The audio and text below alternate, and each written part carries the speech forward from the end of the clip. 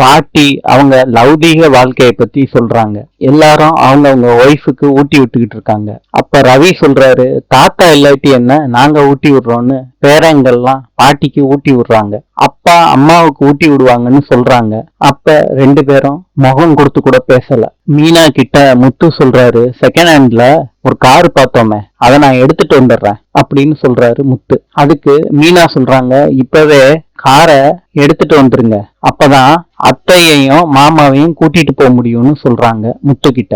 மனோஜ் கடைக்கு போறாரு. அப்ப ஒருத்தர் லெட்டரை கொண்டு வந்து கொடுக்கறாரு மனோஜ் கிட்ட. நான் போன பின்னாடி படிச்சு பாருங்கன்னு சொல்லிட்டு போயிடுறாரு. அந்த லெட்டர்ல என்ன எழுதியிருக்குன்னா, உங்க சுத்தி இருக்கவங்களால பிரச்சனை வரப்போகுது, கவனமா இருங்க மனோஜ்னு எழுதியிருக்கு. என்னைய தேடாதீங்கன்னு எழுதியிருக்கு. மனோஜ் லெட்டர் கொடுத்தவங்கள தேடி பாக்குறாங்க, அவங்க கிடைக்கல. ரோகிணி ஃப்ரெண்டும் பேசிக்கிட்டே வர்றாங்க கடைக்குள்ள.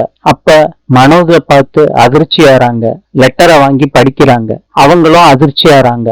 யாரு எழுதியிருப்பான்னு யோசிச்சு பாக்குறாங்க. மனோஜ் கூட ஒர்க் பண்றவங்க கூட சண்டை போடுறாரு. ரோகிணி சமாதானப்படுத்தி வைக்கிறாங்க மனோஜ. முத்து காரை வாங்கிட்டு வந்துட்டாரு. மீனாவுக்கு போன் பண்றாங்க. மீனா எல்லாரையும் கூட்டிக்கிட்டு வர்றாங்க. அண்ணாமலையோட அம்மா அண்ணாமலைய கார்ல ஏற சொல்றாங்க. விஜயாவையும் ஏற சொல்றாங்க. முத்துவும் மீனாவும் முன் சீட்ல உட்கார்ந்துருக்காங்க. காரை எடுத்துக்கிட்டு முத்து கிளம்புறாரு. பள்ளம் மேடான பாதையில ஓட்டுறாரு முத்து. அப்பதான் அம்மா அப்பாவுக்கு ரொமான்ஸ் வரும்னு நினைக்கிறாரு. அம்மாவும் அப்பாவும் முத்து கூட சண்டை போடுறாங்க கார்லயே. அண்ணாமலையும் விஜயாவும் வண்டியோட ஷேக்லயே சமாதானம் ஆயிக்கிறாங்க.